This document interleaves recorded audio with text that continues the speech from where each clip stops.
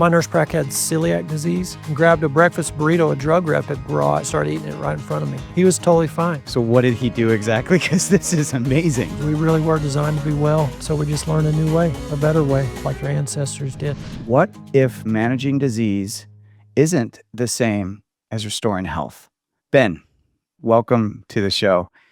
So you grew up watching your grandfather serve whole communities as a small-time doctors. So what did they understand about healing that modern medicine has mostly forgotten? Thank you, James, for having me on the podcast. My granddad's, I'll never forget one day in particular when I told him, hey, I'm going to follow in your footsteps. I want to be a small town country doctor like y'all. And my granddad pulled me inside and said, be sure to keep all your psychology books from medical school, because these folks are going to use you as a counselor. And that's honestly what they need. They need someone to listen more than anything, a shoulder to cry on, encouragement, just a listening ear. And that always stuck with me. You know, they were allopathic, but allopathic medicine used to be a little different before insurance kind of took over and the pharma industry took over. So they still had that bedside manner, the relationship. Obviously, in a small town, you're delivering these babies. You're taking care of these kids all the way through school until they're adults having their own babies. You're a generational physician, so you get to know the families. You get to know the socioeconomic factors, the different social factors involved in family dynamics and all that. So that always stuck with me, and actually that's kind of what made me want to go to medical school, is watching these two guys impact the community in ways beyond medicine, obviously. They were community leaders at church, civic organizations, school boards, stuff like that. And they're just a great influence. And so that really spoke volumes to me, and that's why I went to med school. Honestly, I didn't think I was smart enough to get into med school. So undergrad, I tried to run away from this call to medicine. I changed my major 5 times. I just came up with every excuse in the world. I don't want to get in that much debt. I don't want to be in school that much longer. I don't think I'm smart enough. Medicine was kind of starting to change. This was about 1998, with HMOs and all that stuff. But I just couldn't find anything else that satisfied. I thought about all different careers and just nothing really resonated. So I went to UT Houston Medical School and graduated from there in 2002, which it's a great institution of higher education as far as conventional medicine goes. I mean, MD Anderson is there in the medical center that I trained in. I did most of my rotations at MD Anderson, considered one of the top cancer hospitals in the conventional world. So, I thought I learned everything there was to know to help people. I went to Waco Family Practice Residency. I was chief resident there. I felt pretty well equipped to go out to that small town in West Texas and be that country doctor like my granddad's, and did that for 7 years. What did it feel like, though, when you were in Garza County? Did it feel like you'd become the doctor you always wanted to be? It really did, yeah, because I got married third year med school. We had our first baby in residency. So we moved to that small town, pretty newlywed, 1 baby, 1-year-old baby, and we just started and then had more kids. So raising a family, small town, Friday night football game, going to the little church there, little grocery store. I mean, it's just a little community. You see everybody, always saying hi to everybody. Everybody knows everybody, just like that quintessential small town feel. I was making house calls. I was taking care of the little old ladies in the nursing home. I was the doctor for the county jail, the high school football games, all that stuff. So it really was kind of living my dream. It was really cool. But 7 years of that, and towards the end of that 7 years, kind of the grind's setting in, because just the pressure of the system, especially in a small town. Most small towns, socioeconomically a little lower, so a lot of Medicaid, Medicare as your payer. There's some private insurance, Blue Cross Blue Shield, but not much. There wasn't a lot of industry there. But anyways, so you're not getting paid a lot per visit. The way to keep the doors open and to pay your staff and to pay yourself is more visits. So 40 to 50 visits a day, it's all about volume. Also in that system, you get paid for procedures is what it's called. There's either an office visit. That's when you just talk to your doctor about your disease, acid reflux, diabetes, asthma, whatever. You're just talking about it and getting a prescription. That's an office visit. A procedure, you're doing something with your hands. And it can be as simple as I'm picking earwax out of your ear so you can hear better. There's actually a diagnosis code for that, a procedure code. You used your hands to do something. Well, procedure codes, cutting off a wart, burning off whatever, a skin cancer, pulling an ingrown toenail. These are minor procedures, but they're still procedures. Setting a broken bone, that's a bigger procedure. Sutures. You do enough procedures pay more. So you learn. If I do more procedures and I do a lot of office visits and volume, 40 to 50 visits a day, and you make it work. So I'd been doing that because they train you to do that. You have to do that. In fact, there's a journal article in the journal Medical Economics. I'll never forget it because I would read that. To make it in a small town county clinic with Medicaid payer, you have to be efficient. And so I'd read that medical economics journal to know the business side of medicine. And one of the articles said, here's a tip to improve your efficiency is have your nurse get some duct tape and just put duct tape on the ground coming out of the office and make a little path to the next exam room. And don't get out of that duct tape line, meaning don't go chit chat and socialize at the nurse's station or go use a bathroom even. Focus room to room to room to room. It sounds crazy, but that was a tip in the medical. So anyway, I've been to clinics like that. I've seen diagrams on the ground telling you where to go. When was the moment that you realized this isn't enough? Because this doesn't sound sustainable. It's not. And I mean, I was young and, you're gung ho and you're motivated and you just want to go, cure everybody in the world. But that system will wear you down. So I was getting worn down 5-6 years into it. I'm like, man, this volume, and no one's getting better. That was a big thing. Nobody's getting well. I'm never de-prescribing. I'm only prescribing more, higher doses and adding more meds because the previous med's just not cutting it anymore. So that was in my head of, man, this is just kind of tough. In the insurance model, you just got to chart everything just right and fill out the bill just right or it gets rejected. So now you're dealing with all the rejected invoices and the business side. So it is heavy. I didn't know there's any other way. I'm like, this is just how it is. This is modern medicine. The United States, we're the best, blah, blah, blah is what I thought at the time. 7 years into this, my nurse practitioner at the time who I'd hired to help me because I was so busy, he went to a bed and breakfast one weekend in Amarillo, Texas. We're in Lubbock, so Amarillo is 90 miles north. He went for a weekend getaway with his wife. My nurse prac had celiac disease, which means you can't eat gluten, and it's supposedly incurable. But anyways, he goes to the bed and breakfast, tells the lady, the innkeeper who's going to cook breakfast, hey, I got celiac. I need a gluten-free pancake. And that lady said, okay, I'll cook that for you. She probably didn't know what gluten-free meant. She actually did, but she said, hey, you need to talk to this doctor here. He could cure you of that. Oh. Which that was crazy. I mean, you don't cure celiac. And that's what my nurse practice said, whatever. I don't know what you're talking about. The lady kept pestering him. The doctor's office was in the bed and breakfast. And so to get this lady off his back and to shut up, he's, let me go talk to this guy, just be polite. He spent 4 hours talking to this MD, PhD, but had turned holistic, nutrition-based. That doctor in those 4 hours so convinced that nurse practitioner of mine that he could restore his microbiome because now we know there's 94 different strains of good bacteria that should reside in our gut that actually break down gluten. Stomach acid levels in the human stomach, the normal pH in the human stomach is a pH of 1 to 2. Battery acid is 1.5. You can't get more acidic than the human stomach, meaning you put gluten into battery acid, it's going to dissolve, it's going to chop all those protein bonds down to amino acid building blocks. And it was stuff like this. This doctor was getting just real basic with physiology. Hey, you probably don't have enough stomach acid and your microbiome is shot. So you can't digest this gluten, potentially. Why don't you try this? My nurse prac did what this doctor said to do, diet and lifestyle changes. And over 3 to 4 months, my nurse prac felt like his gut was healed. He didn't tell me any of this that he was doing initially. But I just noticed, just eyeballing the guy over these 3 to 4 months, man, something's going on with Shane. He just looks healthier. Just the vibe he's given, his glow, his energy, his just vibe, and he's trimming up. And he just had this, his complexion was better, everything. And then he comes to me one day and says, Doc, I got to tell you something. I think I cured my celiac. And of course, I laugh at him. "What are you talking about? Is it April Fools? What's the deal? What do you mean?"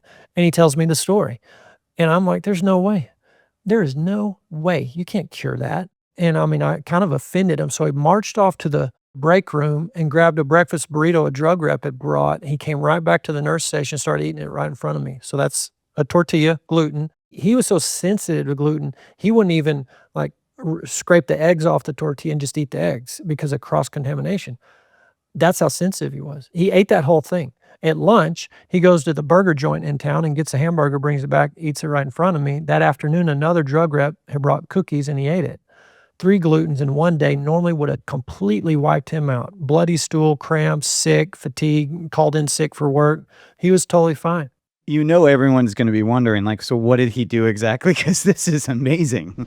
I have a gift for you. It's called the Freedom Meats Guide, and it's all about reclaiming your health, eating the most nutrient-dense traditional foods, bone broth, organ meats, raw milk, and more. See, these are the foods that built strong and resilient people for generations, and this guide will help bring them back into your life. Whether you're just starting out or you're deep into ancestral lifestyle, this is the roadmap. And all 24 pages of it are available for download for free via the link in the description. Look, start feeding your body what it really needs. You deserve it.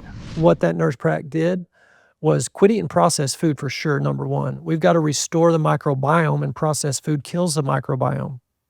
We've got to restore the mitochondria, the energy factories of the cells of the body, but specifically in him, the cells that line the GI tract need to be super healthy, very efficient, meaning those mitochondria need to make ATP energy, and they need to make very little exhaust or free radicals, because that mitochondria is just like in your vehicle. Fuel plus oxygen plus spark plug equals combustion, energy, heat, and exhaust out the tailpipe, the heat out of the radiator fan, and then energy to turn your wheels. It's the same in the human cell. Fuel, either fat or carb, can be burned by the mitochondria. Fuel, oxygen from what you breathe, which that's a whole nother topic. People don't breathe good anymore.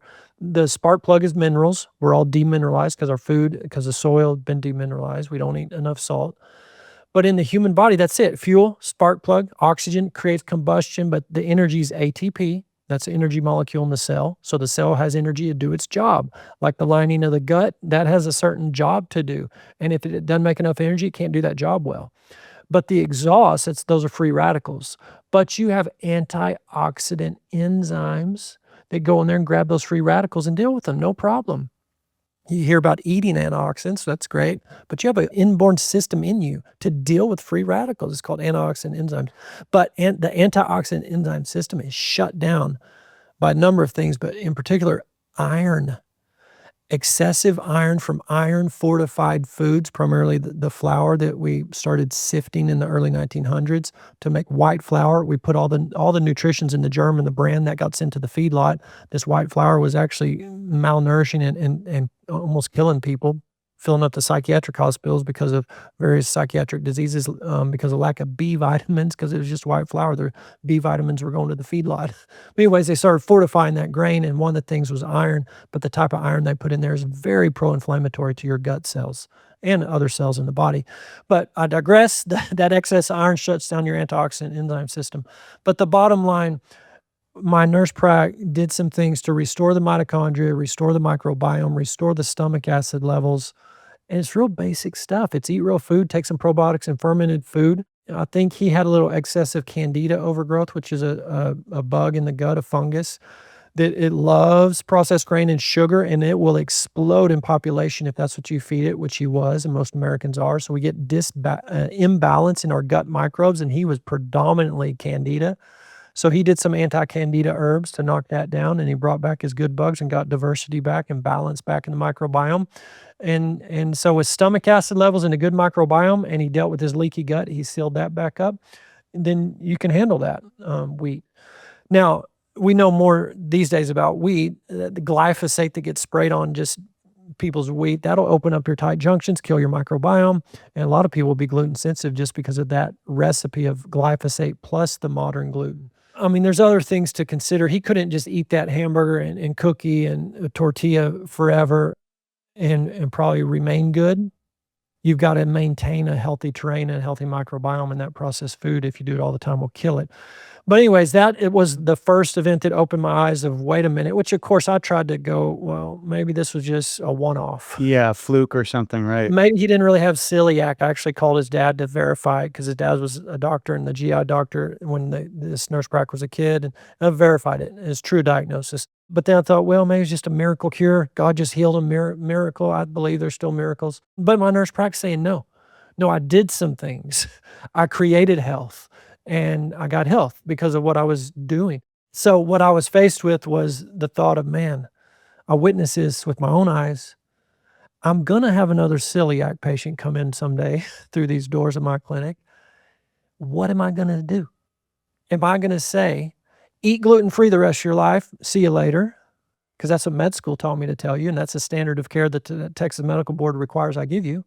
Or am I going to say that and say, and there's this other option too that I learned about. It worked for my nurse prac. It may not work for you. I don't really understand it. Don't know anything about it really. But if you want to talk to him, you can. Was I going to give him two options? And I felt like morally and ethically, yeah, I need to do that. Just for celiac, just if a celiac patient comes. But then I thought, well, okay, he's my nurse prac. He's under my license. I'm responsible. I got to call this. I got to know what he's doing in there. So I got to call this doctor. What'd you teach him? Who are you? What's going on? I call that doctor and he blew my mind. He just let me have it. I basically said, who are you? What kind of quackery, hocus pocus, holistic stuff? Because remember, I'm totally allopathic. I don't even know what a chiropractor does at this point. I don't know about herbs, nutrition, zero. I know pharma only. And my thought was, and I think this is most doctors, when they cross that stage in medical school, get their white coat and their MD behind their name and their diploma and all that, they think medical school just taught me all there is to know to go help people in the world. There's an arrogance in that, and there's a lot of assumptions in that, and of course that's dead wrong. I got 2 hours of nutrition in 4 years of medical school. But my mindset at that time is, if any of this other stuff worked, they would have taught me in med school about it. So obviously it doesn't work because they didn't teach it to me. I mean, how naive, but that truly was my thinking. If a little old lady brought some herb in and said, hey, I read this is good for UTIs, I would have been polite about it, but I would have said, ma'am, I don't think it'll hurt you, but no, that's not going to work. If that worked, I would have learned about it. I mean, that's what I thought. That mentality, though, obviously is still happening in the medical system, but it's also happening around people with food. You present to them, well, here's a very natural food. It's not overly processed.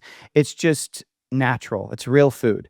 And people will question that more than they question the laboratory made stuff. One of the events we were at together, you talked about how medical systems used to teach X and now they teach Y. And it was due to some very specific reasons. Could you bring that up? Yes, and that doctor helped open my eyes to the corruption in medicine. And really what happened was about 1910, John D. Rockefeller and Andrew Carnegie get together in a philanthropic endeavor, and they hire a gentleman named Abraham Flexner, who is an education expert. And they asked Mr. Flexner to go all over the country and examine and look at and survey the landscape as far as medical education goes, the different medical schools and medical school curriculum, because there were about 23 homeopathic medical schools in the United States in the late 1800s, turn of the century, 1900. And there were herbalist schools, chiropractic schools, naturopathic schools, osteopathic, allopathic, a variety. Well, Flexner comes back and basically says there's too much variety. There's too much kind of chaos out there. We need to standardize medical education to one model. And he recommended allopathic, that's MD, pharmaceutical, chemical-based, really treat a symptom only. And that's what happened. So the money flowed into those schools and hospitals and universities and research labs. All the other schools were not funded, and even the AMA gets involved in state legislatures, and they start licensing doctors coming out of the allopathic school and making it illegal to see an unlicensed medical provider. So by 1920, those 23 homeopathic medical schools were shut down. There were over 5,000 homeopathic physicians at that time. But those schools shut down. 10,000 herbalists were out of business. Those schools were shut down. The chiropractors survived because they took the AMA to court, and they survived barely. But really, they just ran everybody else out, either by calling them quacks and not licensing them or actually making their practice illegal. And so allopathic ruled the day by 1920, 1930. Pharma's starting to come, and these are petroleum byproducts, initial drugs, and even to this day, a lot of the drugs are byproducts of the petroleum industry. So that happened about 100 years ago, and it is right when I call the big three happened in our nutrition. We started sifting the grain that I mentioned earlier. Enriched white flour came on board as opposed to fresh milled, make it yourself. We can get the whole wheat germ and bran all together. We went from saturated animal fat, tallow, lard, the traditional cooking oils and fats, olive oil. We moved to polyunsaturated fatty acids. That's the seed oils, cottonseed, Crisco, margarine, soybean oil. All that came in about that time is when it started. And then that processed sugar, that white sugar, coming in at a much higher rate of use. All three of those happened about that same time that medical education changed to pharmaceutical-based. So it's been about 100 years, and that's where the chronic disease starts. The first reported case of Alzheimer's in the medical literature is in 1906. The first reported case of a heart attack ever in this country is 1912. There was one in the entire country, first one ever. First case of autism reported in 1934. So chronic disease used to not exist. And it's not because people weren't living long enough. There's a real tricky little statistical thing. If you just Google what's life expectancy in the United States in 1899 or 1900, it'll say like 35 or 40 years old. That is absolutely inaccurate if you consider the infant mortality rate was 50%. So half the babies weren't making it to their 5-year-old birthday. So if you had twins, statistically, one's going to be alive at 5 years old and one's not. But that one that made it to 5, he's going to live a normal lifespan to 80. But if you average in all the babies dying, then your average is 40. People were living to be 80, 90, 100 years old. They could have had heart attacks, cancer, Alzheimer's, all these chronic diseases. They didn't. And just a little side note on those babies dying, 50% of the babies dying in the big cities in the Industrial Revolution, that infant mortality rate dropped, 99% drop, pretty much went away by 1950. That's prior to vaccines coming on the scene. CDC researchers, Hopkins researchers, Boston University researchers, and Harvard all looked at that 1900 to 1950 drop in infant mortality and said 1 to 3% of that was medical care. Most of it was because of sanitation, clean running water, indoor plumbing, good, disposal of the waste, nutrition, cleaning up the dirty cities. Basically, these were cesspools, these East Coast cities in the Industrial Revolution. So it's all about the terrain. But what I'm saying is it was this perfect storm. Medical education changed, the nutrition changed, and chronic disease starts. And all these pharma drugs just treat a symptom. High blood sugar is not a disease. We call it a disease, diabetes. It's not a disease. High sugar in your blood is a symptom of an underlying problem. And the problem is your carburetor, I mentioned fuel, burning fuel. Your carburetor's so broken, it can't burn sugar for fuel anymore. And that sugar backs up in the fuel line and sits in your blood. You can no longer process sugar because of a broken engine. You take a pharma drug, it just removes that sugar out of your bloodstream. It doesn't fix the engine at all.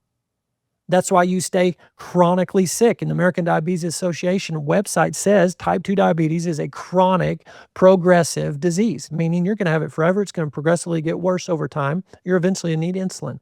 Yep, that's true. If you decide to just treat the smoke and not the fire, if you're just going to treat the symptom, not the cause, you fix the engine. We have the power. It's our body. So if a household wants to become less dependent on the medical system, what would you have them rebuild first at home?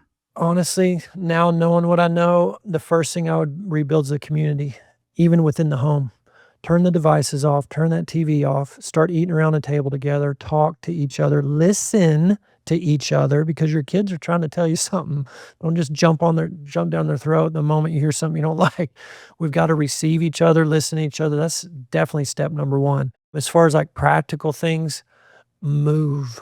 Get outside in nature in particular and move. Even if nature is trees along a sidewalk in a city, or find a park, sunshine, nature, birds chirping, green space, it's so beneficial for the body. Obviously, eat real food, hydrate well, but eat your water. A lot of hydrating foods, and that water absorbs into the body slower and better. So I like hydrating foods. But we call it the 4 pillars: nutrition, hydration, movement, and peace. And those 4 things, if you can steward those 4 things, that's what the inputs the body needs to self-heal, to self-detox, to self-regenerate. We're supposed to be cleaning ourselves cellularly every night when we sleep. We're supposed to tell our stem cells to wake up and repair the cartilage in my knee that got damaged today. We have all this in us, but it's in hibernation, or it's got one hand tied behind its back. It's not stewarded.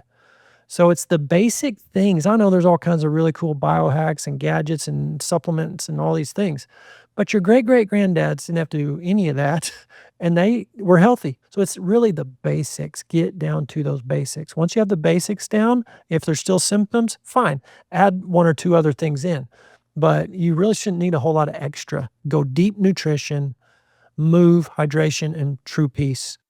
Which one do most people underestimate? Peace. Yeah, that would have been my answer too. We don't even know what peace is. I mean, we kind of recognize stress, then we do stress management stuff, but a true rest, it's foreign. And when people actually kind of get there, they feel uncomfortable. They've never truly been at rest. And I'm not saying sit around, don't do anything. You're going to do stuff, but you got to know who you are. My personal belief, you got to know who your creator is, and you got to know who you are. And once you are secure in who you are, I believe we have natural giftings and talents put into us by our creator. Those will naturally flow. You're going to go do stuff. But if you have it reversed, you don't know who you are. Your identity is in what you do. You're going to try to get self-worth and value out of what you do and how much money and what's your title and all that. That is a heavy burden. It's going to crush you. So you got to get that prioritized right. You got to know who you are. And then go do stuff. But it comes from a place of rest. I mean, that's more of a spiritual, another conversation. But honestly, that's the most important thing. The mitochondria is not meant to operate in a state of tense. And you're going to be tense if you're not truly at rest. How do we teach people to be medically sovereign without making them fearful, anti-doctor, or overwhelmed? Well, I'm obviously biased. We have an education platform, which I don't want to just promote my own stuff only, but we have a course called You're the Cure. And the point of that is to convince people that you're the cure. Your doctor can't cure you, honestly. And we go through the stats that show this. The pharmaceuticals are giving you, and I'll take statins, for example. I mean, heart disease is your #1 killer. The doctors think it's high cholesterol that causes it. So they give you a statin drug to lower your LDL and total cholesterol on the paper. So everyone's happy, right? Oh, my cholesterol's below 200. Yay, keep my Lipitor going. No. Does that decrease heart attacks, and does that increase mortality or decrease mortality? Here's what JAMA said when they reviewed all the 21 top randomized controlled trials on statins. The statins will decrease your all-cause mortality 0.8%. You're getting a less than 1% risk reduction by following your doctor's orders for your #1 killer. But you can go right down. The #1 drug for Alzheimer's, the #1 drug for cancer, the #1 drug for depression, for osteoporosis, hip fracture. The best we have is we can lower hip fractures in 1,000 women taking an osteoporotic drug for 6 years. It reduces the number of hip fractures by 4. 12 hip fractures in the non-treatment group, 8 hip fractures in the treatment group. 4 out of 1,000. What's that, 0.04% risk reduction? So once the people get the truth that what they're tethered to and think they can't leave has such poor outcomes, you just give them the truth. So it's education, education, education. And you get them convinced that, no, my body really is. My bones are meant to be strong, but I got to do resistance training. I need minerals. I need a low inflammatory diet. I need sunshine. All that equals bone growth. You teach them, you show them. So educate, educate, educate. That's what we do on our platform. And I mean, I love the health share. Catastrophic things happen, or car wrecks, whatever. And fine, you can go use that system. Trauma surgeons are amazing. And they take cash. Cash payments are way cheaper than insurance payments anyways, and then you turn around and hand that receipt to your health share, and they reimburse you.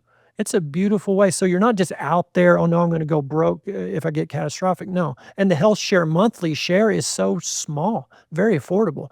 So there is another system. It's being built. People don't know about it, so educate them, and then, just start stewarding your health, and you'll see. You reverse your pre-existings. I actually use a health share, and I've used it for the last, I want to say 3 or 4 years. It is absolutely that. What happened is our monthlies went down. So we were previously paying for the lowest HSA. We were paying $1,400 for 2 adults and 2 kids a month, and that was continuing to just go up every year, even though we hadn't had any issues, major surgeries or anything. And when we moved to a health share, it went down to $600. So 1,400 down to 600. And then we've just been using the extra money for lifestyle, getting more massages, like doing things that support the peace, the movement, the nutrition, and the hydration, but it's a little scary. I teach my patients, don't ever let fear come into the equation, which it's gonna try to, of course. We're all, prone to get scared of something. But just at least recognize when fear is entering your decision-making process, call a timeout, and really address that. What am I truly fearful of? You get fear dealt with, and you can see more clearly, and you can make better decisions. And any system that's using fear to keep you bound to it, that's not a system you wanna be in. When you look at chronic disease today, what do you think modern life has stripped away from the body most? That's a hard one because so much has been stripped away. I mean, obviously, the nutrition's completely depleted. I mean, you look at apples in 1950, and you gotta eat 26 apples in 1997 to equal the mineral content in 1 apple in 1954. That's an actual study. But it's across the board. The broccoli, the carrots, everything, absolutely devoid of minerals.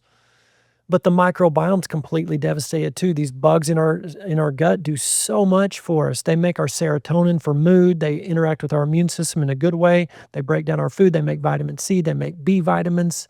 It's amazing what the microbes do. And ancestral tribes that you can go study today, they have 30,000 different species. And of each species, there's billions, so trillions altogether. The average American is down to 5,000 species instead of 30,000. So we've stripped away the microbiome, we've stripped away micronutrients, we've stripped away community. We're all divided, we're busy, we're distracted, these phones. I mean, there's so many things we've stripped away. I don't know that I could narrow it down to just one. The difference between being calorie sufficient, which is what most people are doing, versus nutrient sufficient. Because we're under the illusion of health. We think if I have that skinless, boneless chicken breast, the steamed vegetables, the baked potato, I'm now healthy. So I cut out the junk food, and we think that what we're doing is healthy, but it's completely devoid of nutrition still. Yes, I mean, one of my pet peeves if I'm anywhere like at a hotel, at a conference or something, I hear someone order an egg white omelet. I just wanna go over there and say, "Wait a minute." You just You got it ruined all the best wrong. whole food. Yeah. Yes, and we do it with the dairy. We strip it out. We strip out all the fat. We homogenize it. We pasteurize it. All the good proteins and bacteria are killed. The enzymes. I mean, we just completely destroy stuff. Yeah, we got plenty of calories now, but we have no nutrition. So we call it deep nutrition, and we have 5 superfood groups is what we call it because there's so much nutrition in each one of these groups. One of those, and probably number one, is organ meats for sure. And then we love ferments. We love raw dairy. We love homemade bone broth, and then fresh milled grain. I'm not an anti-grain guy if you mill it yourself like your ancestors did, and of course, organic grain. But there's so much nutrition. Those are powerhouses of nutrition, as people well know with the organ meats. But that's what we need. We need nutrient-dense food, that deep nutrition. So for the parent listening who wants one practical first step this week, where would you have them begin? For a parent, I'm looking at that sugar water because those kids love sugar so much and they're addicted to it. If the Gatorade, Powerade, Coca-Cola, obviously, but even the juices, that sugar water is not good. So I'm gonna start weaning off that some. You may not go cold turkey. Start weaning that. I'm trying to get at least one of those 5 superfoods in every single day with the goal of getting all 5 on some reasonable time frame. within the next 3 months, let's add one a week or whatever, one every month, whatever it is, get an actual calendar out and put it on there. And if you don't think that like an organ meat, then there's great ways to sneak it in there. Like pluck. I mean, that's just right on there. There's different smoothie blends, there's different ancestral primal blends, there's all kinds of way tricks. I mean, there's so much now you can find on the internet. Just start getting the deep nutrition going. Definitely limit the screen time, no doubt about that. I mean, those are probably my top 3. Cut the sugar water, limit the screen time, start getting deep nutrition, those 5 superfoods, organ meats in particular. And for you, is the screen time the issue because it's kind of removing you from community and connection? Obviously, we need screens pretty much. I mean, life these days, kids need to know how to use it probably, but they also need guardrails and they need time constraints because that thing, it's designed to suck you in, and pretty soon it's been 4 hours. Your eyeballs never got off that. But even from the blue light going in, as opposed to the full spectrum sunlight, there's lots of reasons to be off that. But yeah, community is part of it. The blue light issue is another part, and just the dopamine hit of that keeps you addicted to that. That disrupts neurochemistry in ways we don't understand fully. Doing it smartly. I have to admit, as a parent, I'm struggling a lot with that because when you do anything different from what the majority of people do, you feel like an outlier. But when you're a kid, that doesn't feel very fun. Yeah, it is. It's a huge challenge, and that's again, I'm always gonna go to education.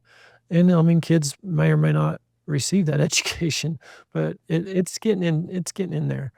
So, that's where you try to compromise, set some limits the best you can, or just have some holiday time from it. Let's pick one night where there's nothing that's gonna be on. Or one weekend, let's get away to the mountains, and we're gonna leave our phones on this hike and not take them on this hike. There's ways to compromise on that. So I always end with this question. If you could wave a magic wand, bring back one ancestral practice, what would it be and why? Man, that's a good one. I don't know if this is an ancestral practice necessarily, but just being, outside together. Everything was outside. They washed their clothes in the creek. They're in the garden, they're hunting. There wasn't this sit inside isolated. There's just something about sitting around a campfire together or sitting around a table together, just going on a walk together. There's something about community that's really, really impactful. And when you're obviously outside in nature. So I don't know if that counts as a practice or not. The next one would probably honestly be the organ meats. I'm not saying that just because of pluck. It's just such a powerhouse of nutrition. I mean, getting back to that nose to tail kind of, even just from a stewardship, these animals being sacrificed for us to eat just their muscle meat. Come on, that's not good stewardship. So, and to honor that animal, that'd probably be on a more practical level, one of the top ones. Well, I can get behind that one. I'm sure there's going to be people that want to work with you, want to learn more about you, dive deep into Dr. Ben Edwards' world. How can they do that? Veritas, V as in Victor, Eritas. That's Latin for truth. But veritasmedical.com, veritaswellnessmember.com. Those both takes you actually to the same website. We do have a medical clinic in Lubbock, Texas and Abilene, Texas. But our goal is not for you to come to our clinic. Actually, my goal is to shut down the clinic. So the wellness platform is virtual. We have 10 health coaches. We have clients in all 50 states and 6 countries. You can get a blood panel done on there, tons of education, one-on-one support, group classes. Our goal is to teach you to not need a doctor. So veritaswellnessmember.com. And then we're on social media, Dr. Ben Edwards, YouTube and Instagram, Facebook, I think. My team does all that. But really appreciate you having me on the podcast. Love what you do. I've enjoyed really getting to know you better too at these conferences. We keep running into each other. Love the Pluck product. We carry it in our store. We have a little store here in Lubbock. It's great connecting with like-minded folks that are building that parallel system. So keep up the good work. Thank you. Right back at you. And thank you for just breaking things down and helping people understand. I think that's the best thing we can do is just provide some contrast so that people can start to better understand the fuller picture, right? Because you only know what you know. And until we expose new ideas, people stay stuck in the concepts that they're currently running. So thank you for exposing everyone to some new, very powerful ideas. You're welcome. That's what I love to do, connect the dots for people because we really were designed to be well. And it's just lack of knowledge, corruption, lack of stewardship that got us where we're at. So we just learned a new way, a better way, and we can get out of this mess. So thank you for having me on so I could share. That is the perfect way to end. Thank you all for joining us. And as always, stay curious. That is how we make changes. Is just you got to stay curious. So thank you all and be well. Thank you so much for joining me on Everyday Ancestral. If you enjoyed this episode, hit subscribe so you don't miss the next one. You can find the show notes, links, and resources mentioned at eatpluck.com. That's EATPLUCK.com. And hey, if you know someone who'd get something out of this, share it with them too. Stay curious, live well, and keep it ancestral.